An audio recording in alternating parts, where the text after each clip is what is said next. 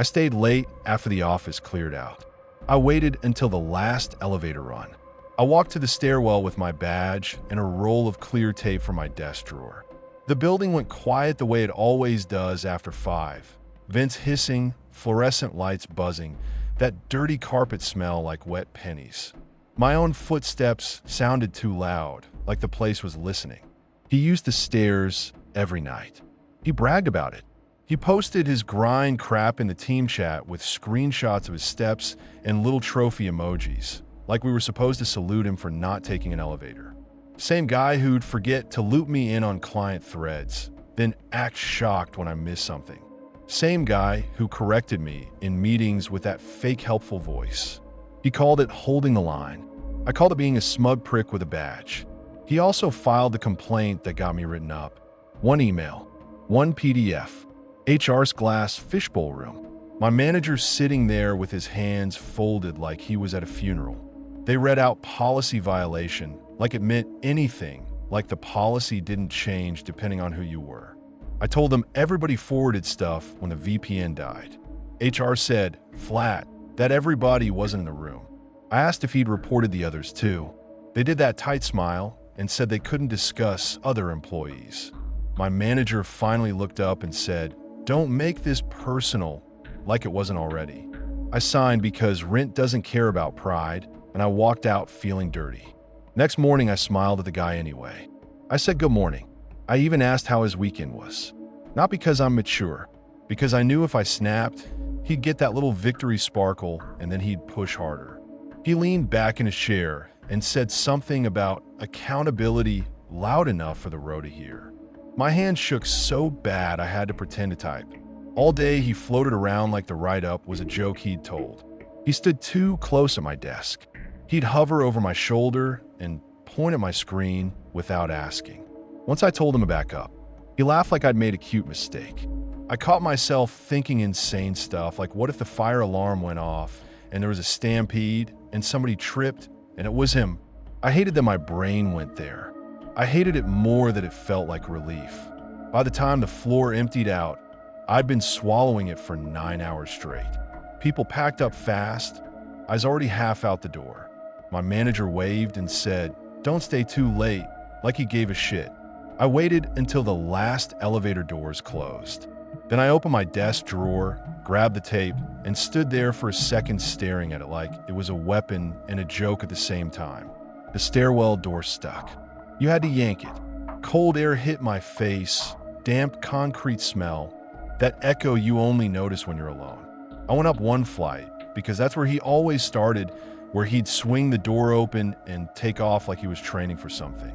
I didn't do anything dramatic. I didn't lay out a trap like a cartoon. I pressed a strip of tape down where my hand landed easiest. I smoothed it flat with my palm. I dragged my shoe across it and felt that tiny, wrong give like the floor winked at me. I stood there a beat, waiting for the part of me that still had standards to grab my wrist. Nothing did. I told myself it was petty.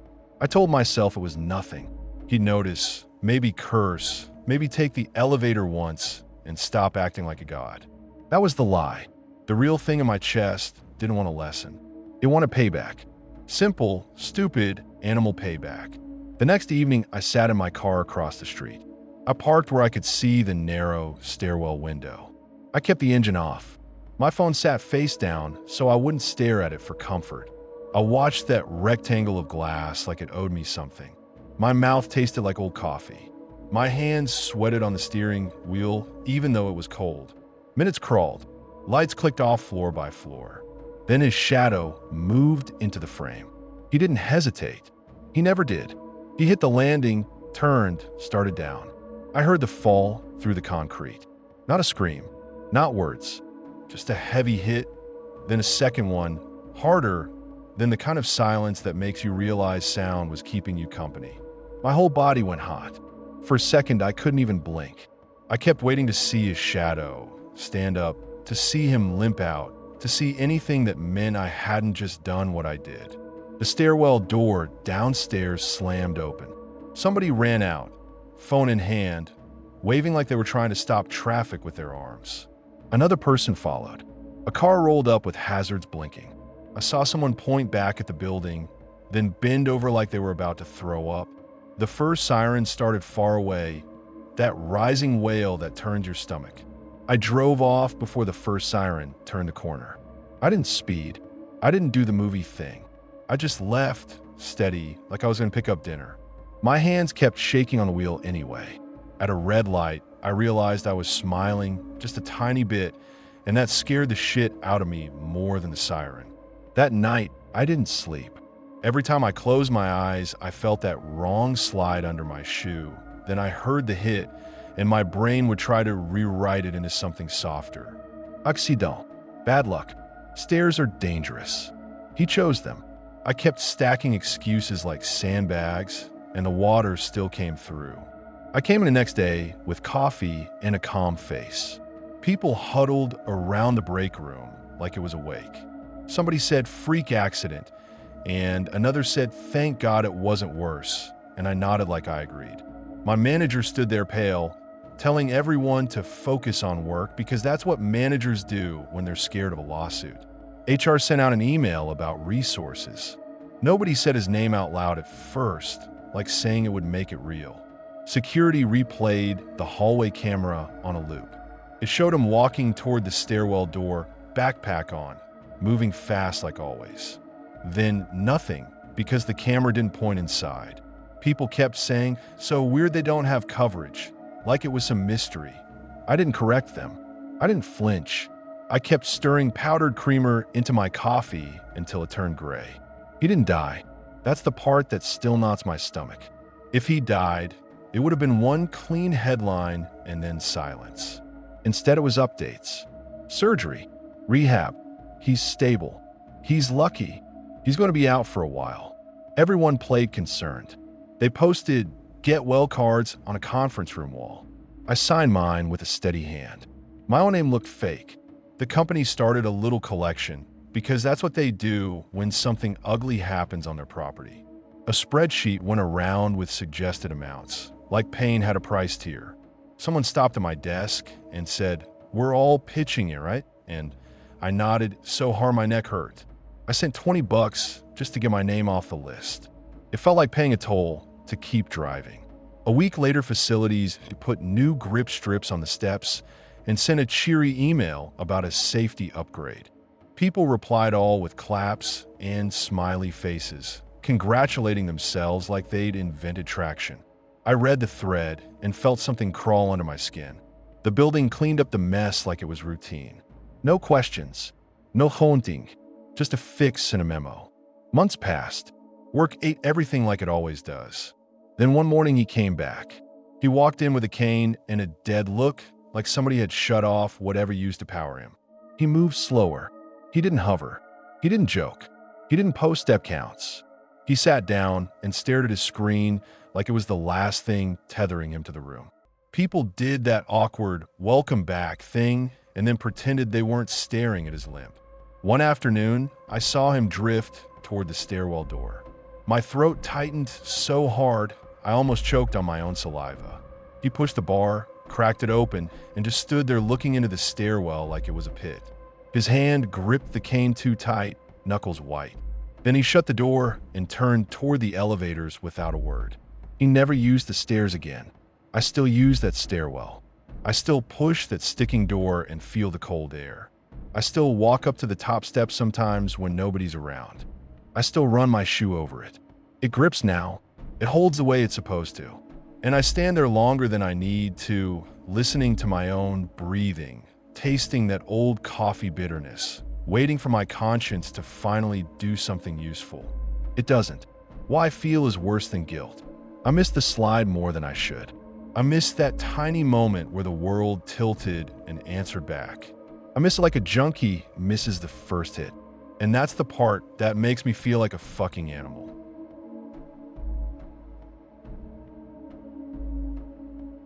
My sister went to rehab and begged me to handle her apartment. I took the keys. I took the mail. I took the spare cash she hid in the cereal box.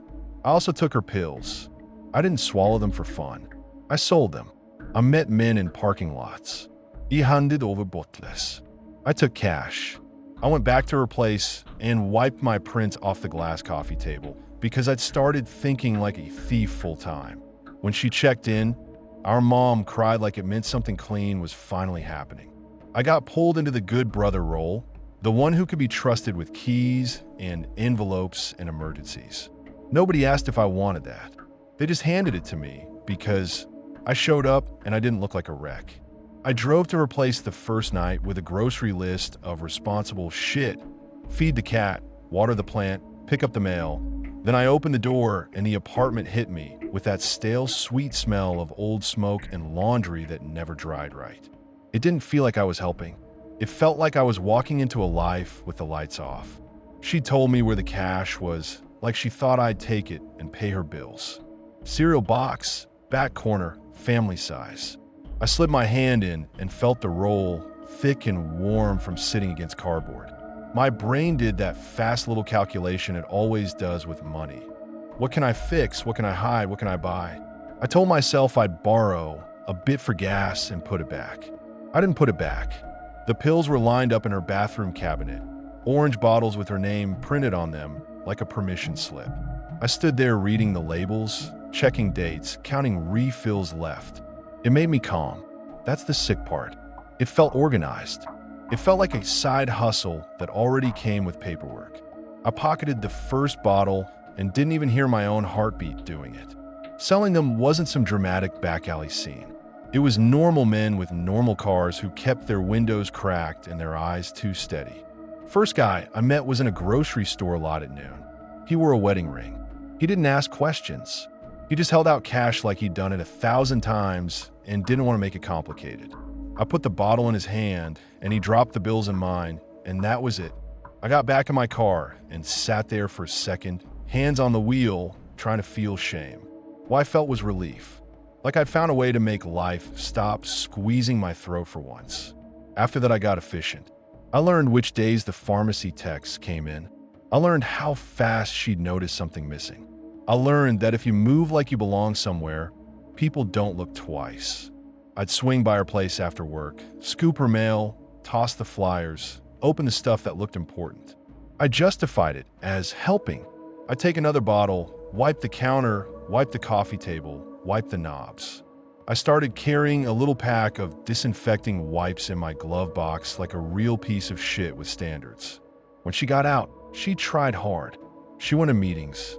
She sent me photos of her chips. She hugged our mom and promised things. She looked smaller, tighter, like rehab peeled the softness off her and left nerves and intention. She talked about routines, about one day, about not wanting to die. Mom wanted to believe so bad it made her stupid. I wanted to believe because if she actually got better, what the fuck did that make me? Then her prescriptions refilled. I beat her to the mailbox. I took the bottles. I swapped them with cheap vitamins. I shook the capsules so they sounded right. I put them back like a good brother doing a good deed. I remember the first swap like I remember a car accident. The mail truck left. I walked up casual, opened the box, pulled out the pharmacy bag with her name on it. I tore it open in my car. That crisp plastic rattle sounded like money. Back at my place, I dumped the real pills into a sandwich bag, opened a bottle of bargain vitamins, and sat at my kitchen table matching shapes like it was arts and crafts. I shook the bottle by my ear until it had the right weight. I screwed the cap on. I wiped it clean. I drove back and slid it in her mailbox before she'd even had coffee. She texted me about cravings. I sent her heart emojis. I told her to stay strong. I typed it with the same hands that kept her sick. She went sideways fast. Not a fun relapse. Not the bliss people think addicts chase. She got panic. She got that shaky anger where your voice doesn't match your face. She snapped at our mom for breathing too loud. She called her sponsor crying, then didn't answer when the sponsor called back. She showed up at Mom's house and accused her of switching bottles. Mom swore she didn't. My sister swore she could tell. She wasn't wrong. She just didn't know who to point at. The fights got ugly. Plates didn't fly, but words did. Mom would say she was ruining her life again, and my sister would throw it right back, saying Mom wanted her dead, saying nobody actually wanted her sober, because sober meant she'd remember what everybody did to her. I'd stand in the middle like a referee, like the stable one, nodding, offering water, offering rides, offering nothing that mattered. I use the same phrases everyone uses because they sound smart and harmless. Triggers, withdrawal, stress, addict brain. I acted like I understood, like I wasn't the reason her body felt like it was crawling out of itself. She missed work. First late, then sick, then no-shows. Her boss left a voicemail that sounded tired more than angry. She lost the job. She tore through her apartment like a raccoon, looking for something to make the shaking stop. She started hitting up people she swore she blocked. She stopped going to meetings because she said everyone looked at her like she was lying. She wasn't wrong. She was lying, just not about what she thought. One night, she called me and asked if I could come over because she felt like she was going to do something stupid. I told her I couldn't. I said I had work early. I said call your sponsor. I hung up and immediately texted the guy who bought most of the bottles. Got more. That's the moment I replay because it shows exactly who I was becoming sentence by sentence. She relapsed fast. She didn't even get the good high. She got panic shakes rage. She fought with our mom. She missed work. She lost the job. Everyone blamed her. Everyone said, addict brain.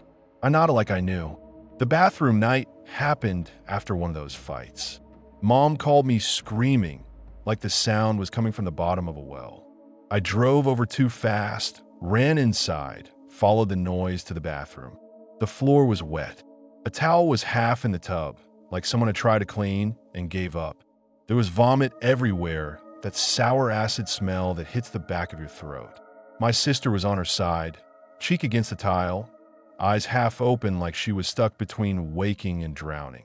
I got there before the ambulance because our mom called me screaming. I stepped over the wet towel. I saw the vomit. I saw her face. I checked her pockets before I checked her pulse. I don't say that for shock. I say it because it's what I did. My hand went to her hoodie pocket like muscle memory, like I was checking a register drawer. I felt a crumpled blister pack and pulled it out. Not mine. Not from her doctor. Something she'd scraped together after my fake pills didn't do shit anymore. I shoved it back like hiding it would change what it meant. Mom was on her knees sobbing, and I was doing inventory. The EMTs came in and took over, quick and practiced, asking what she took, what she'd had today, where her meds were. Mom didn't know. I said I didn't know. My sister tried to talk and gagged. One of the EMTs looked at me like he already hated me. Like he'd seen families like ours too many times, the kind that loves you until you're inconvenient. He lifted her onto the stretcher and her arm dangled and smacked my shin, light as a stick. I wanted to grab it and say sorry, so bad it made my teeth hurt, but all I did was stand there and act helpful and empty. She lived. She went back inside. She cut contact with most of us. She posts one day at a time now, like a survivor. She moved her recovery away from us like she was moving furniture out of a burning room. She blocked me, unblocked me, left me on read. Mom sends her long guilt texts and gets nothing back. Sometimes I see my sister post a sweaty gym selfie with some caption about doing the work, and people cheer her on, and I feel this stupid tight pride mixed with nausea because I know how much extra work she's doing to climb out a hole I kept deepening. She thinks the hole is her. She thinks she's defective. She thinks she's fighting some monster inside her chest. She doesn't know I stood outside her mailbox and fed that monster vitamins so it would bite harder. I see my own hand in every day she has to fight for. I sold her recovery for cash and still sleep in a clean bed.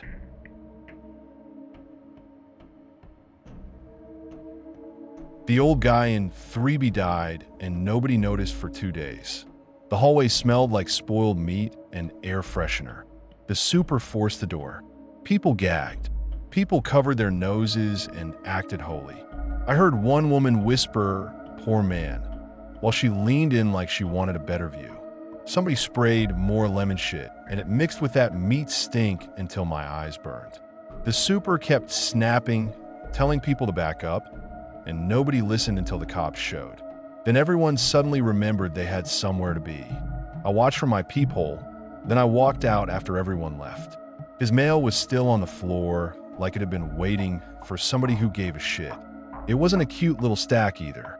It was thick, bent, smeared where it touched the threshold. I scooped it up fast because I could already feel the hallway judging me, like the walls had eyes. My neighbor from 3, cracked her door and stared with her sleeve over her nose. "Leave it," she said, sharp, like death was an inconvenience. I said, "Management will want it." Total lie. She stepped out a little, blocking her doorway like she owned the hall now. "They'll come," she said. "Don't touch his stuff." I felt my face heat up. I wanted to tell her to mind her own business, but that's all any of us ever do. So instead, I just walked away with the bundle hugged tight to my chest. I took it into my apartment. I opened it with a butter knife. I found his full name on every envelope, like the universe handing me a tool. I should have put it back. I should have called somebody. Instead, I sat at my kitchen table and lined the envelopes up like evidence.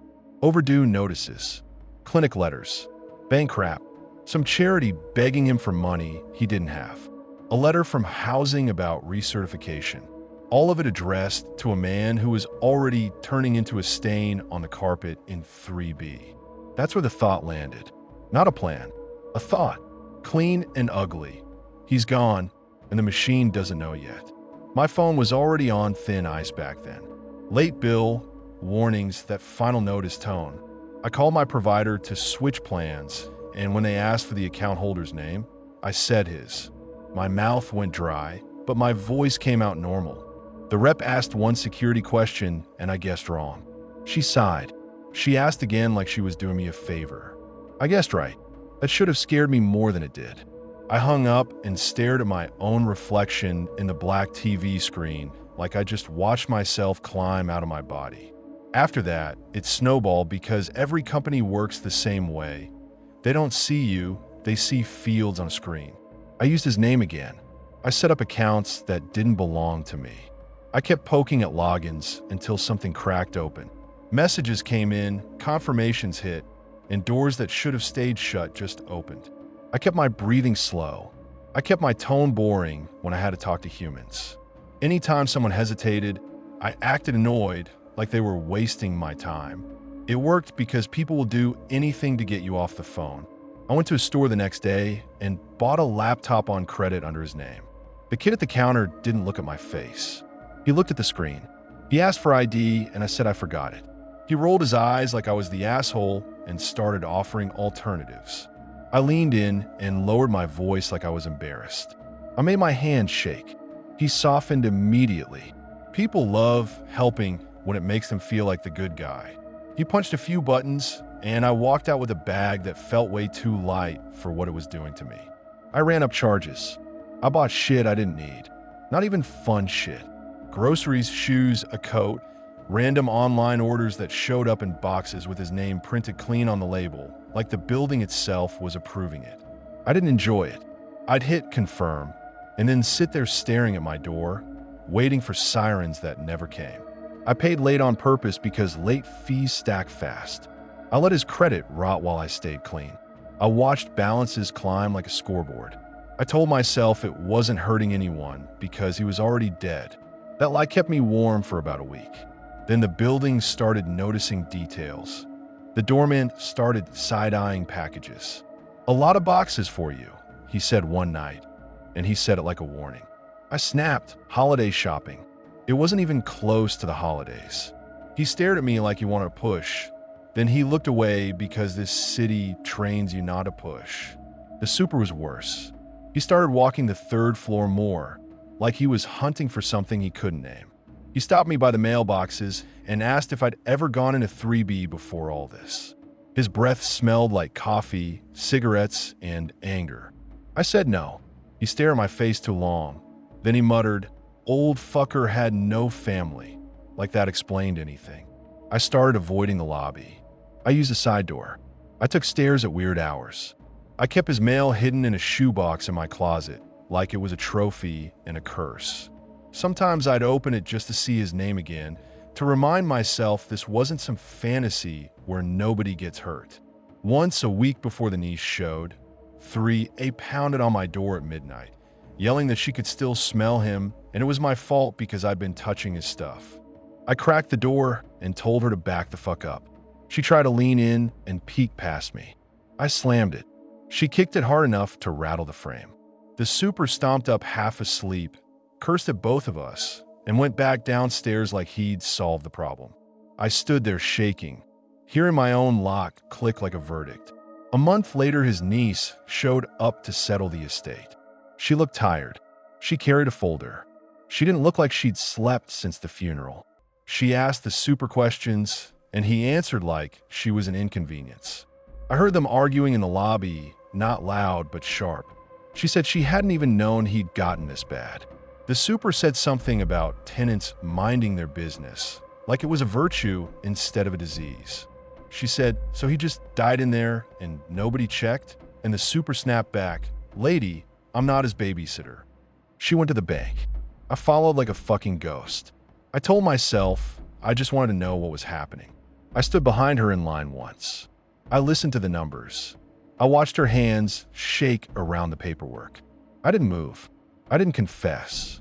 I didn't even feel brave enough to leave. The teller kept talking, calm and flat, and the niece kept blinking hard like she could blink the dead away. She started crying right there, ugly crying, the kind you can't control. People behind me shifted and sighed like she was holding up traffic. I wanted to scream at them. I wanted to scream at myself. I did neither. I just stood there and swallowed my own bile.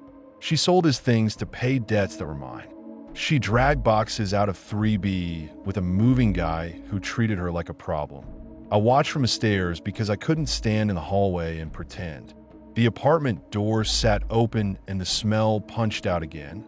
Not as strong, but enough to bring that week back into my mouth. The movers swore and laughed and threw his life into plastic bins. The niece tried to stop them from tossing photos, and one of them said, lady, you want it, carry it. Some woman from 2C asked her, right to her face, if she'd let him get behind on bills. The niece snapped back and the woman acted offended, like grief should be polite. I gripped the railing so hard my fingers hurt. For 2 days after that, I kept expecting a knock. Not the friendly kind, the heavy kind. I rehearsed what I'd say if the cops showed. I even wrote her a note once, just her door number on top because I didn't know her name, and I stood there holding it until my hands cramped. I ripped it up and flushed it because even my apology felt like another scam. She left town with a smaller life. I saw her load the last bag into a taxi. She looked up at the building like she wanted to spit on it. For a second, her eyes landed on me. Maybe. I still don't know if she actually saw me or if I just needed to believe she did. After she was gone, I tried to stop. I tried to shut things down, walk it back, disappear. But the machine had my fingerprints now. Notices kept coming. Collectors started calling his number, which was my number now, and every time it rang, my stomach dropped. One night, someone left a voicemail saying they were trying to reach Mr. regarding an urgent matter. Hearing his name said out loud in my own apartment made me shake so hard I had to sit on the floor. Nothing happened anyway. No dramatic downfall. No karma. That was the worst part. The world didn't correct itself. The building didn't spit me out. Life just kept going, cheap and normal. I kept living in the same building. I still smile at the super. I still pick up my own mail like a normal person. And every time the lobby smells wrong, I think about 3B and how easy it was to turn a dead man into a mask.